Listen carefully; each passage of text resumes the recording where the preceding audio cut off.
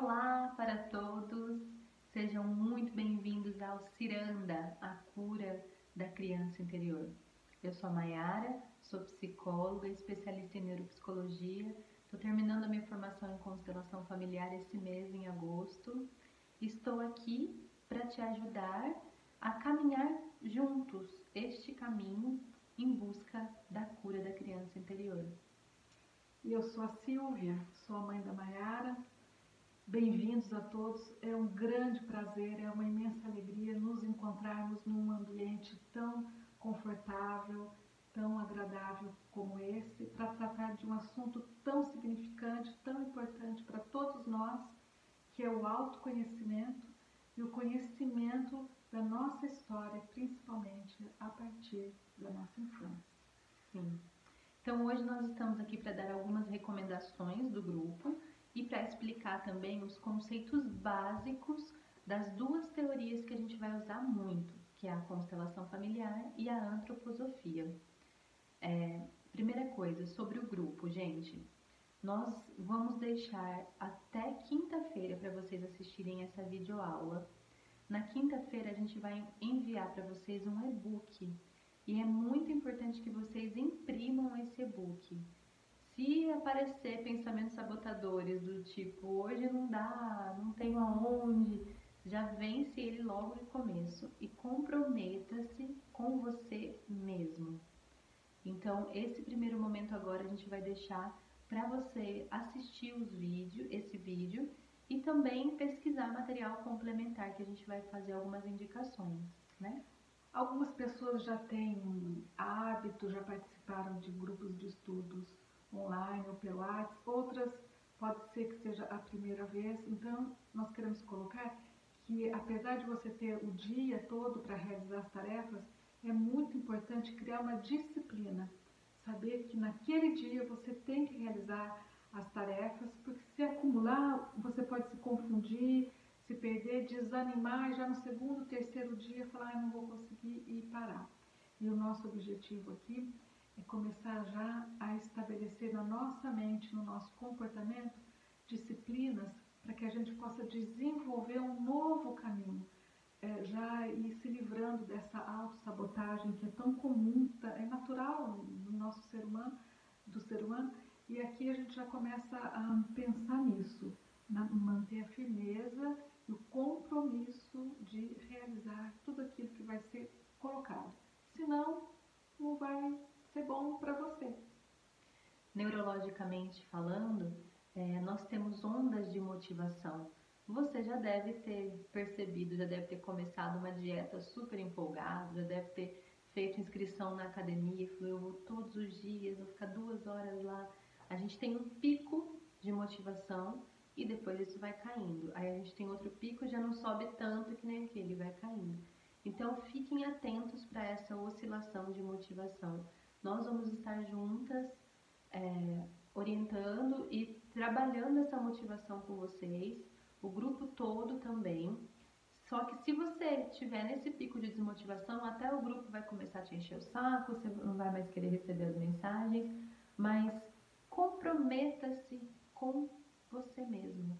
Eu acho que esse é o grande desafio aqui. Você começou um trabalho, você pagou por ele, então faça valer a pena, né? Aproveite essa oportunidade para olhar de fato para a sua criança interior. Todas as tarefas e exercícios que a gente passou e vai passar para vocês, elas foram pensadas, elaboradas com objetivo. Se você pula uma tarefa, você pula uma parte desse objetivo. Então, fiquem atentos com isso. Ai, mas Mayara, se eu perdi um dia, então quer dizer que o programa para mim acabou, não serve mais, eu tenho que parar e esperar tudo acabar e começar de novo? Não, não é isso, né? A gente sabe que tem coisa que a gente não pode controlar, tem dia que sai fora, né? Acontecem coisas não programadas, mas aí você se programa no dia seguinte para ou você correr e pegar, né, todo o contexto de novo, ou se não, para de fato pular essa etapa, a gente conversa, né, chama a gente para ver essa questão de pular essa etapa e seguir em frente. Depois que o curso terminar, o grupo terapêutico terminar, ele vai ficar disponível para você por mais 3 meses. Então você pode refazer depois que terminar. Mas enquanto a gente estiver junto, aproveita esse momento para a gente estar junto. Combinado? Todas as noites, às 21 horas, nós estaremos online no grupo, respondendo as perguntas, conversando, batendo papo. Nós já temos experiências com grupos anteriores e isso é muito gostoso. Muitas vezes a pessoa fala, eu não vou expor o meu problema aqui na frente de todo mundo. Tem duas opções. Você pode nos chamar no particular e a gente conversa com você. Ou então vencer essa barreira e colocar o que está acontecendo no grupo, porque pode ter certeza, aquilo que acontece com você está acontecendo com outra pessoa também. E quando a gente fala, o outro ergue a mão e fala, comigo também, comigo também. Então uma resposta em grupo pode favorecer muitas outras pessoas que estão passando por aquilo também. Mas então a gente deixa aqui o convite, venha com a gente todas as noites, vamos bater um papo, dar um oizinho lá, mas vamos participar juntos, porque juntos somos fortes. Se você não puder estar lá às 9 horas, também não tem problema, você pode acompanhar durante o dia, pode mandar suas mensagens durante o dia, mas é que o horário que nós nos comprometemos a estar com você vai ser às 21 horas. Combinado? Então vamos lá, vamos falar um pouquinho dessa criança interior, disso que precisa ser olhado, e a gente vai partir do princípio que todo mundo tem uma criança ferida. Todo mundo. Eu tô aqui hoje com a minha mãe e a gente conversando até na hora do almoço, quando eu falo de algum trauma, ai, nem fala, porque eu fico com consciência pesada. Mas, gente, esse é o princípio. Os pais, eles fazem por nós o melhor que eles podem, naquele momento. Por mais que você tenha passado por traumas profundos, a gente lê os questionários e nós temos de fato situações bem sérias, mas a gente vai tentar aqui sair do julgamento do que a minha mãe estava certa, meu pai estava errado, meu pai estava certo, minha mãe estava errada, quem é que é o certo e errado. Essa postura do julgamento a gente deixa de lado e nós vamos tentar entender aqui a coisa com um pouco mais de amplitude. E para mostrar, exemplificar melhor sobre isso, eu trouxe aqui uma imagem que para mim foi um conceito que fez muita diferença. Então eu vou aproximar para vocês poderem ver. Então imaginem que assim, o conhecimento de uma maneira geral, coubesse num círculo, né? Um círculo como esse daqui. Então, percebam que esse círculo a gente divide ele em três partes. E aqui nessa parte, que não vai dar para vocês lerem, então eu vou ler para vocês. Aqui nessa parte do círculo, tem as coisas que você sabe que você sabe. Então, por exemplo, eu sou psicóloga e eu sei que eu sei ouvir as pessoas. Eu sei que eu sei fazer isso. Então, tem coisas que a gente sabe fazer. A gente sabe que sabe cozinhar, a gente sabe que sabe algumas coisas. Tem outras coisas que a gente não sabe, que a gente sabe que não sabe. Então, por exemplo, eu sei que eu não sei escalar uma montanha. Ou alguém que não saiba dirigir, por exemplo. E sabe que não sabe dirigir.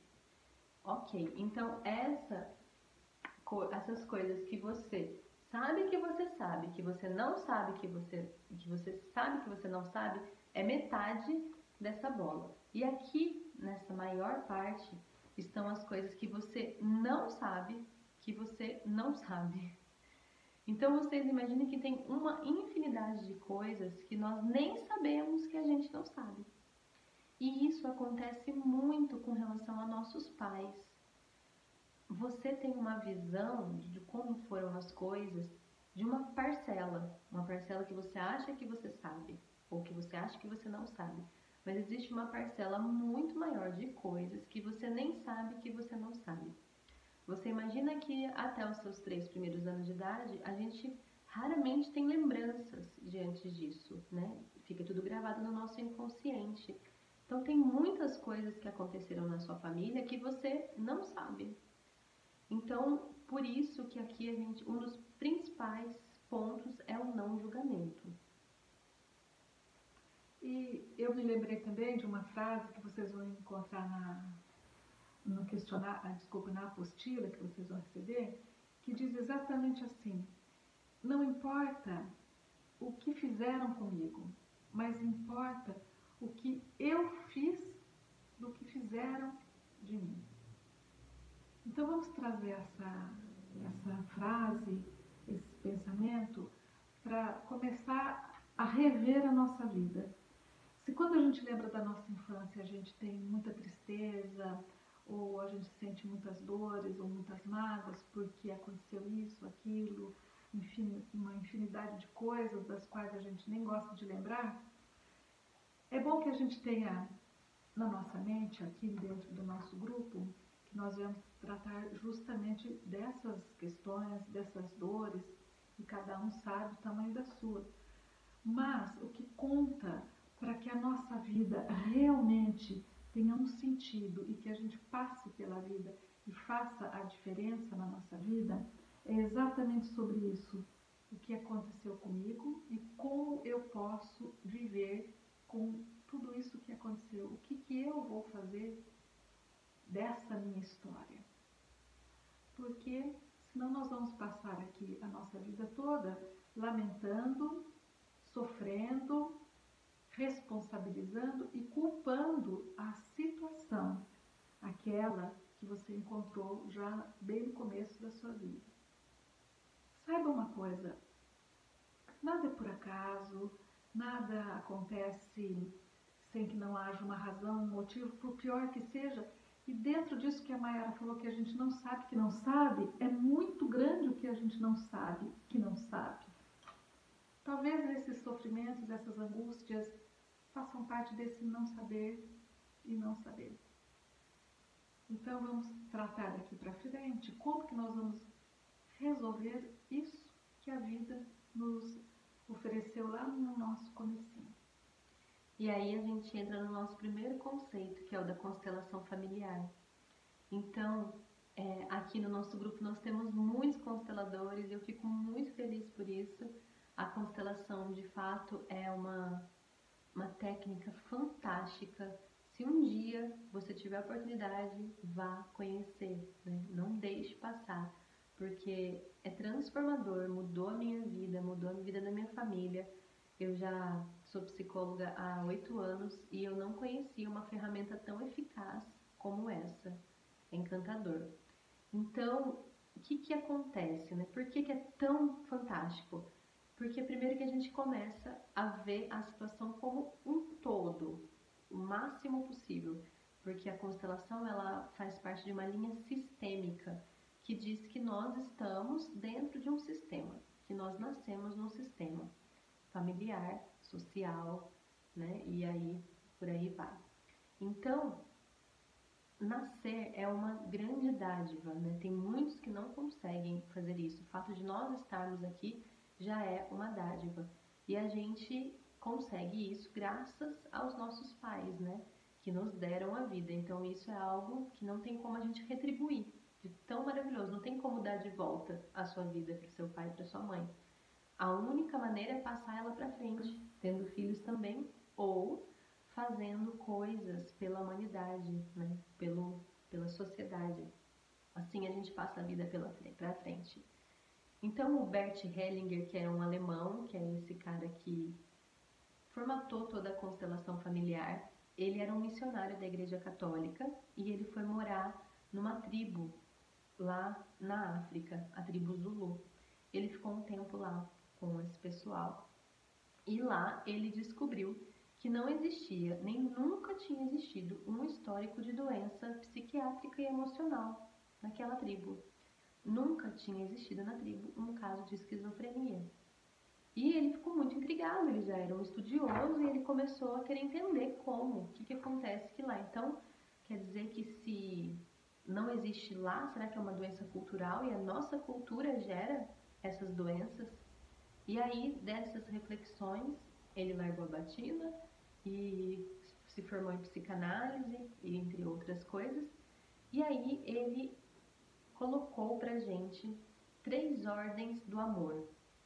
Então, são 3 ordens que fazem com que a gente tenha uma saúde mental, espiritual e física muito melhor e mais completa. O que ele fala, que foi o que ele descobriu lá na tribo Zulu? Que essas 3 ordens, elas são como um rio. Então você imagine um rio e ele tem um caminho para ele chegar até o mar. Se esse rio ele não tem margem, o que acontece com ele? Imagina um rio sem as margens. O que acontece com ele? Ele se esvai, né? E ele pode até mesmo acabar. Deixa de ser rio, porque ele vai se espalhar, aquilo vai se diluir, ele não tem limites, não tem fronteiras, deixa de ser rio, deixa de existir. E nunca chega no seu objetivo final, que é o oceano, né?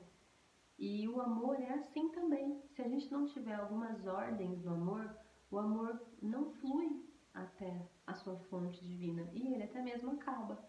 Você deve conhecer, ou já deve ter vivido, situações em que o amor acabou. E quais são essas 3 ordens do amor? A primeira ordem é a hierarquia. O Bert percebeu lá nessa tribo que eles tinham muito respeito pela hierarquia. Nós temos que respeitar quem vem antes. Então, para a gente estar aqui agora, eu e ela em Bauru, sentados num sofá, né, nós tivemos antes pessoas que atravessaram o oceano para vir morar nesse país, que são nossos ancestrais, né? Ou os índios, né, que também fizeram muito para a gente estar aqui hoje. Então, respeitar quem vem antes é a primeira ordem do amor, a hierarquia. Você imagina num casamento. O que acontece quando os pais colocam o filho em primeiro lugar? O que acontece? Uma desordem familiar, coloca nas crianças um peso, uma responsabilidade, por exemplo, que não cabe a ela, e uma confusão, principalmente, de sentimentos e de papéis. E o casamento fica como? O casamento fica porcaria. O casamento ou acaba ou muitas vezes até acaba, quando os filhos vêm na frente do casamento. Por quê? Porque o casal, mesmo que não tenha sido casado, que seja só um namoro, o casal vem antes dos filhos. E o que acontece numa escola se o professor quer mandar mais que o diretor? Também acontece uma confusão, porque tem que ter um respeito, uma hierarquia, que é o que a gente está falando. A sociedade, ela é estabelecida assim. Mesmo que numa fase da vida a gente não queira respeitar muitas regras, muitas normas, que é o que acontece na adolescência, e aqui a gente não está julgando, isso também é importante. É importante. Naquele momento para o desenvolvimento do indivíduo. Mas a ordem, ela é tão... O universo é estabelecido por regras, por normas, por ordem e por leis.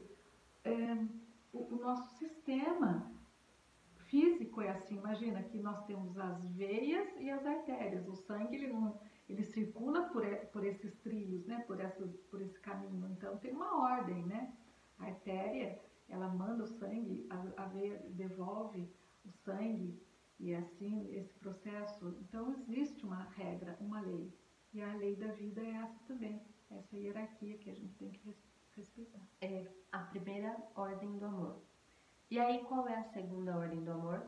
A segunda ordem do amor é a ordem do pertencimento, a lei do pertencimento, que diz que todo mundo, no mundo, tem direito de pertencer. Então, quando a gente nasce num sistema, a gente pertence a esse sistema. E quando existe algum excluído desse sistema, o próprio sistema se reorganiza para que isso seja olhado. Deixa eu explicar melhor. Imagina uma árvore e você vai e corta aquele galho da árvore. Não vai crescer um galho exatamente no mesmo lugar?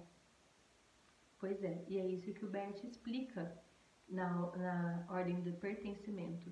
Quando alguém é, por algum motivo, excluído da família, numa geração seguinte ou na outra, alguém vai nascer com o mesmo problema que aquela pessoa que foi excluída, para que aquilo seja olhado pela família.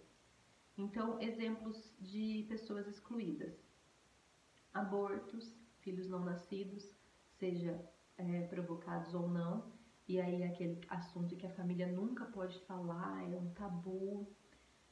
Prostitutas, muitas foram excluídas da família. Os gays, diversos, por gerações e gerações foram excluídos. Suicidas, Assassinos. assassinos, bandidos. Tudo isso pode ter acontecido na família de todo mundo. Na verdade, aconteceu com certeza, né? E aquele vira tabu, não se fala nisso. E a pessoa, muitos que fugiram, desapareceram, foram embora da família. Então são assuntos que não se fala naquilo. A pessoa não tem um lugar dentro da família. E aí na geração seguinte ou na outra geração, alguém vai ter o mesmo problema. Então, às vezes... Eu me lembrei, desculpa também, na questão de alguém que tenha tido uma saúde mental, um problema de saúde mental. Internado, nos manicômios. Sumiu, desapareceu. Aqueles que também tiveram, têm deficiência física, que por muito tempo ficaram escondidos dentro da casa, que a família não mostrava para ninguém, por diversas razões. Então, são desses excluídos que todas as famílias, de certa maneira, têm, que nós vamos começar a falar aqui para entender, para trazer nessa introdução que nós estamos fazendo, para chegar na onde nós queremos, que é falar da sua dor, da nossa dor. Então, e às vezes a sua dor nem é sua. É isso que a gente está querendo dizer aqui. Às vezes você está carregando por honra, por amor, inconscientemente, porque está no seu DNA, um problema que vem lá atrás da sua família. Desses excluídos. Não só desses excluídos, mas também de pessoas que não cumpriram a hierarquia, que não tiveram o equilíbrio entre o dar e o receber, que é a próxima ordem. Pessoas que também não cumpriram com as ordens da ajuda, que aí é um ponto um pouco mais profundo. Mas para a gente falar agora dos excluídos, de você, na verdade, que pode ser que tenha dores aí dentro de você que não sejam suas. Então, a ciência já sabe que no nosso DNA a gente carrega material genético de 7 gerações. Gente, 7 gerações. Vocês imaginam que é você, né? Você é essa geração, então seu pai e sua mãe atrás de você. Aí os pais dos seus pais já são 4, né? Depois os pais dos seus pais já são 8. E assim vai crescendo, e depois eu vou mandar uma imagem para vocês verem quantas pessoas tem atrás de nós para que a gente pudesse estar aqui hoje. Então, com certeza, na sua família, assim como na minha, alguém passou por algum tipo de exclusão, de não se sentir pertencendo. E isso precisa ser olhado e honrado para que você também possa se libertar e não passar isso para frente. Porque quando a gente se cura, a gente também está curando as gerações seguintes, da mesma maneira que o trauma também é passado, né? Então, o lado bom é que nós estamos vivendo hoje o melhor momento para cura. Tem muita cura aparecendo. Olha quantos terapeutas nós temos aqui. Então, dentro disso que a Mayara falou aqui no comecinho, daquilo que a gente sabe, que sabe, daquilo que sabe que não sabe, daquilo que não sabe que não sabe, vamos pegar os nossos antepassados, que é esse exemplo que ela está dando. Nós carregamos junto de nós, dentro de nós, no nosso DNA, a história de pelo menos de 7 gerações. Então, dentro de nós, no nosso entorno, existem, vamos fazer as contas aí, quantas pessoas não dá para fazer a conta aqui de cabeça, a gente manda depois a imagem, porque vai dar mais de 1000, um número alto de pessoas. Então você pode falar assim, nossa, vocês estão loucas de falar isso, mas não somos nós, né? É a ciência que está trazendo toda essa informação. Então, muitas vezes, a gente vive, pensa, sente coisas que a gente não sabe de onde vem. Você não sabe por que você carrega, por exemplo, uma dor nas costas que nunca o médico nenhum encontrou saída, ou por que você sofre tanto, ou porque a sua timidez é tão grande, ou esses sentimentos e pensamentos depressivos, quando a vida toda de todo mundo está tão boa, mas para você só acontece aquilo. É isso que nós queremos mostrar aqui ao longo dos nossos encontros, sob esse olhar da constelação familiar ou sistêmica, como nós poderemos resolver aquilo que não é nosso. Deixa eu dar um exemplo para vocês de como a ciência faz para entender tudo isso e como eles descobriram. Então, eles fizeram um estudo na Europa com camundongos. Você sabe por quê que eles sempre fazem com camundongos os estudos? Você sabe por quê? Por quê? Por quê? Por que responde? Porque o cérebro do ratinho é o mais parecido com o cérebro humano. O corpo físico do chimpanzé, do macaco, é mais parecido, mas o cérebro do rato é o mais parecido. Por isso que tem tanta pesquisa com o ratinho. Então, eles fizeram lá um experimento. Ele pegava o ratinho, tocava uma campainha e dava um choque. Tocava uma campainha e dava um choque. Tocava a campainha e dava um choque. E eles observavam quais as áreas do cérebro do ratinho mudavam toda vez que ele tomava o choque.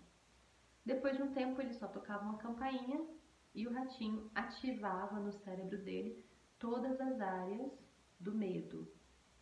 Depois eles tocavam campainha, tocavam campainha, tocavam campainha, e eles não davam mais o choque, mas só de ouvir o barulho da campainha, o ratinho sempre ativava o medo.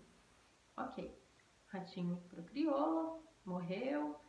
O neto desse ratinho, eles fizeram um experimento com o neto desse ratinho. O neto do ratinho nunca tinha tomado choque. E eles tocaram a campainha e adivinham o que aconteceu com o cérebro do neto do ratinho? Pois é. Quando ele ouviu a campainha, ativou no cérebro dele todas as áreas do medo, aquele medo que o avô dele, o avô ratinho, sentia. Então, a gente traz dentro de nós os traumas da nossa família, mas também traz as alegrias, né? O nosso sistema, a gente tem que ser muito grato a eles, porque se teve dor, foi para que a gente pudesse chegar até aqui. E hoje nós estamos aqui para fazer diferente. Então, para finalizar esse assunto, a terceira ordem do amor, a primeira foi hierarquia, a segunda foi pertencimento, a terceira é o equilíbrio entre dar e receber. Numa relação, tanto do trabalho quanto na família, precisa haver esse equilíbrio entre dar e receber. Se só um dá demais e o outro só recebe, existe uma tendência até de quem recebe muito de querer sair, de não conseguir ficar num relacionamento, por exemplo, que a mulher faz tudo, coloca a comida no prato, e ela que faz tudo, tudo, tudo. O cara nunca consegue retribuir para ela tudo aquilo, ou vice-versa. Então, equilibrar o dar e o receber no seu trabalho, nas suas relações, é uma outra coisa que faz o amor fluir. Então, entender essas 3 ordens do amor vai fazer com que você entenda a sua criança interior também e saiba que, por algum motivo, a sua família pode não ter conseguido cumprir com essas 3 ordens, mesmo porque eles nem sabiam que eles não sabiam sobre isso. Mas agora você sabe. Então você pode fazer diferente começando por agora, tá bom? E a grande beleza de tudo isso que nós vamos trabalhar aqui, primeiro de tudo, é essa vontade que trouxe você até aqui no grupo. O que a gente percebe hoje em dia, você também deve estar percebendo isso, é que dentro de nós existe, parece que uma emergência, uma vontade, uma pressa, uma necessidade de resolver todas essas questões, esses problemas que a gente vem sentindo de uma maneira muito exacerbada até, eu diria. Parece que de uns tempos para cá as coisas tomaram uma proporção muito grande. E é verdade, mas na mesma proporção que isso aumentou dentro de nós, aumentou também, gente, os recursos.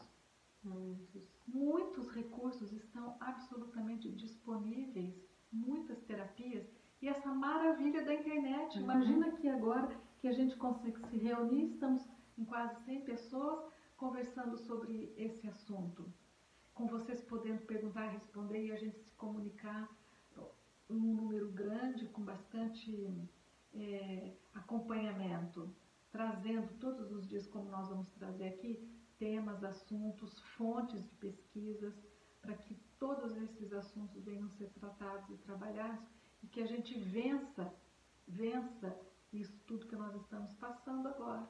E daqui a pouco a gente entra em paz, realmente, em harmonia, com a nossa criança, ou seja, com o nosso passado, com o nosso presente, que é o nosso futuro, que é tudo uma coisa só. A criança está dentro de nós. Então nós temos que caminhar todos nós, juntos, lado a lado. Isso é possível. E é por isso que você está aqui, é por isso que nós estamos aqui, é por isso que o mundo está se desenvolvendo e está tudo se movimentando com tanta rapidez. E beleza. E leveza. Porque a hora que a gente se livrar, que todos nós aqui no final desse curso, desse encontro, vocês vão perceberem quem você era, como você está e como você vai ser daqui para frente. Por quê? Porque vai conhecer, vai aprender, vai descobrir e vai saber. Agora eu sei que eu sei, e ainda que não saiba um monte de coisa, vai aprender muitas outras, como nós estamos aprendendo. E para isso você precisa se comprometer. Comprometa-se. É isso que você precisa para a mudança acontecer, gente. Ela não vai cair do céu, literalmente. A gente precisa fazer a nossa parte. E tem até uma frase que eu gosto muito, que é que quando a gente se compromete, a providência divina se compromete junto. As coisas começam a fluir. Comprometa-se com você. Bom, e aí agora então a gente chega no nosso segundo conceito, que é outro alemão lindo, a gente adora esses dois alemães, que é o Bert Hellinger e agora o Rudolf Steiner. O Steiner foi um desses caras fantásticos, que sabia tudo de tudo, e ele sabia que sabia, né? Ele dominava uma área bem grande daquela bolinha. Ele teve estudos, teorias, vivências em diversas áreas. Então a ciência que ele criou chama antroposofia, e ela, dentro dela tem um braço que é a pedagogia Waldorf, tem outro braço na arquitetura, na medicina, na agricultura. Então ele tem assim um conhecimento muito vasto, inclusive sobre o desenvolvimento humano. E aí ele traz pra gente um conhecimento que já era conhecido dos gregos, que são os ciclos da vida e o estudo dos setênios. Então, o Steiner traz isso bem claro para a gente entender o que ele chama de biografia humana. E da mesma maneira que o nosso corpo físico se desenvolve, todos da mesma maneira, para a gente ter um bom desenvolvimento humano, todo bebê com 6 meses começa a nascer dentinho, com 1 ano começa a andar, né? Com 5 anos começa a cair o dentinho. Todo mundo passa por isso. Se não passar, é porque tem alguma coisa errada acontecendo, você tem que correr atrás para ver o que é. O mesmo acontece com a nossa vida emocional. Então, nós temos idades em que as coisas acontecem. E temos crises que acontecem, né? Então, por exemplo, você já deve ter ouvido falar da crise dos 2 anos. As crianças passam por isso, eles chamam de adolescência da infância, né? Que eles começam a aprender o não, a falar o não, e aí eles ficam birrentos e querem as coisas do jeito deles. Então, todas as crianças passam por isso. Com 9 anos, tem outra crise. E assim sucessivamente. Então, quando a gente entende essa linha da vida, essa biografia que ele chama, fica mais fácil de passar por esses momentos, porque daí você sabe o que está acontecendo. Então, facilita muito. E aí, o nosso estudo, ele vai focar bastante no primeiro setênio. Ou seja, de 0 a 7. Por isso que chama primeiro setênio. Os primeiros 7 anos. Então, a vida é dividida, é contada de 7 em 7 anos. São períodos específicos da nossa vida. E de 0 a 7 anos, todo mundo, no mundo inteiro, vai passar pelas mesmas coisas. Vai se desenvolver daquela maneira. Como ela disse, aos 2 anos vem a birra, quando a criança desenvolve a birra. Existe uma razão, um motivo. Então, vai acontecer, nós vamos falar aqui ao longo das aulas, dos encontros, sobre coisas específicas que acontecem na vida de todo mundo, na minha, na sua, na de todos nós, porque faz parte daquele período da vida. E o primeiro setênio, de 0 a 7 anos, é o período mais importante da vida humana, de todo ser humano, de qualquer lugar do mundo. 0 a 7. A nossa vida adulta se fundamenta, se baseia, é construída de acordo com tudo o que aconteceu lá. Então quer dizer que se eu tive um trauma muito grande lá, é irreversível, não tem mais o que fazer? Não. Pode mudar. Essa que é a grande maravilha. O que aconteceu com você com 2 anos, com 1 ano, na barriga da sua mãe, pode ser mudado, pode ser transformado, pode ser ressignificado por conta desses conhecimentos que você vai adquirir daqui a pouco e vai poder transmutar, reverter, melhorar, fazer da sua vida a vida ideal que você quer, que eu quero, que todos nós queremos. Ressignificar. Exatamente. E a nossa mente, ela funciona com imagens. Então, às vezes, você tem alguma imagem gravada aí na sua mente, até os 7 anos, e a gente precisa ressignificar essa imagem. Então, aquele abraço que você não deu, aquele abraço que você não recebeu, tudo isso a gente pode fazer através de meditações, de visualizações. Mas uma coisa importante sobre o primeiro setênio é que nele a gente desenvolve muito o nosso corpo físico. Então, vocês imaginam que um bebê, ele nasce desse tamanho e com 7 anos ele tá deste tamanho. A gente nunca mais na vida vai crescer dessa maneira, tão rápido, tão rápido. Se a gente continuasse crescendo assim, a gente teria 5, 6 metros de altura. É a fase do corpo físico. O corpo da criança está em ebulição. Ela precisa de movimento. Então, quando você chama uma criança, ela vem andando ou ela vem correndo? As crianças correm, né? Elas correm muito. Então, esse setênio do corpo físico, ele é caracterizado pelo setênio da mãe também. A mãe é uma figura extremamente importante nesse período da vida da criança. Então, a situação emocional da sua mãe nessa fase influencia muito também na formação da sua personalidade. Como sua mãe estava, o que ela estava vivendo, quais eram as dores dela, quais eram as alegrias dela. Tudo isso está aí dentro de você também. Então, muitas das coisas que você pode sentiu, vivenciou na sua infância, era consequência dos sentimentos da sua mãe.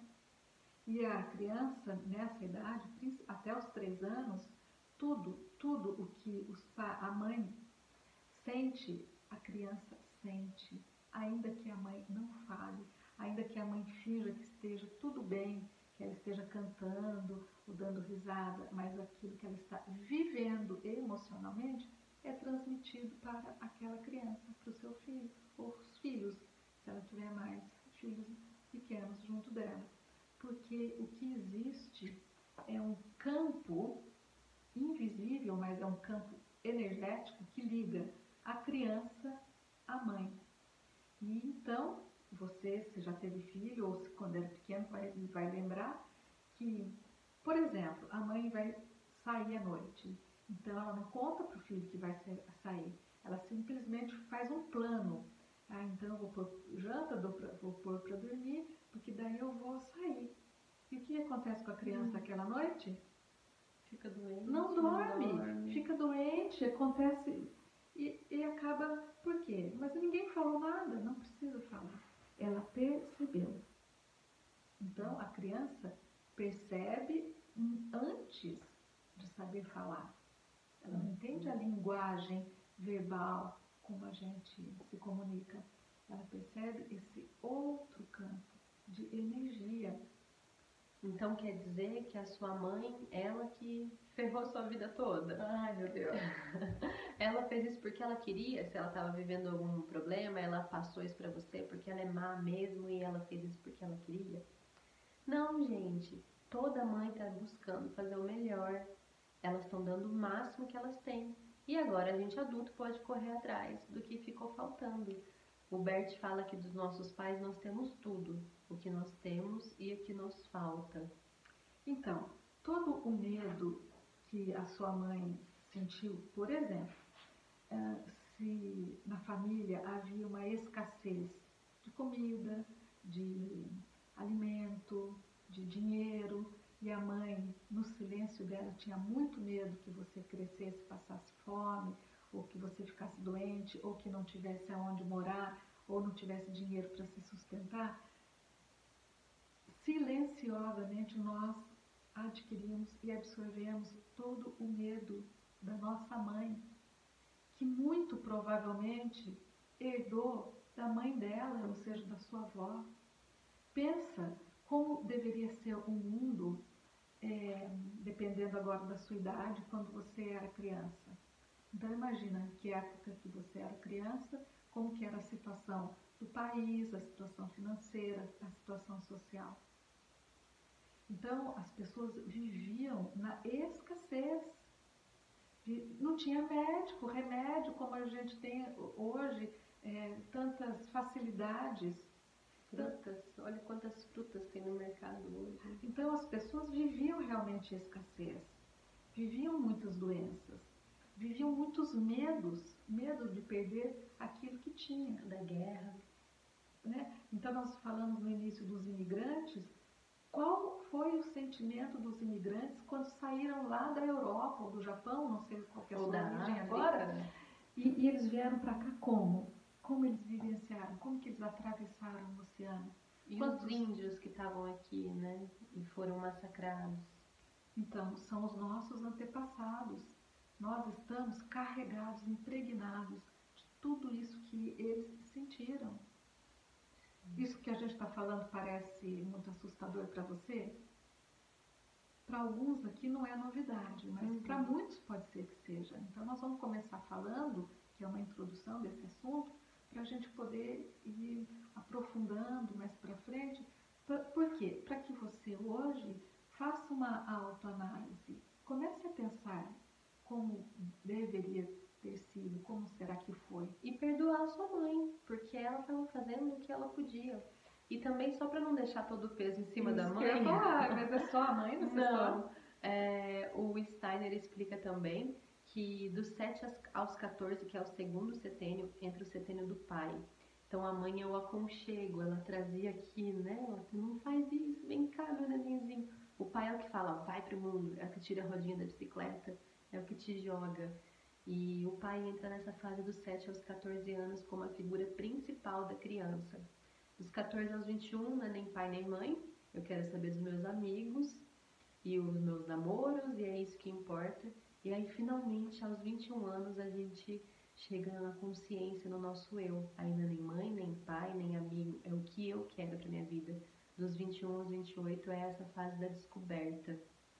De quem eu sou, né? Da personalidade, de como a pessoa vai ser daqui para frente, para a vida toda dela. Mas tudo isso que nós falamos aqui, a gente poderia sintetizar, simplificar numa palavra que vai fazer toda a diferença para a cura da nossa criança interior. Qual é? Perdão. Perdão. Ainda que eu nem saiba o que eu deva perdoar, porque tudo isso está nesse âmbito invisível que nós carregamos de todos os nossos antepassados. Então, tudo aquilo que você passou, nós vamos começar daqui para frente a fazer um trabalho de se olhar, se ver e buscar o perdão.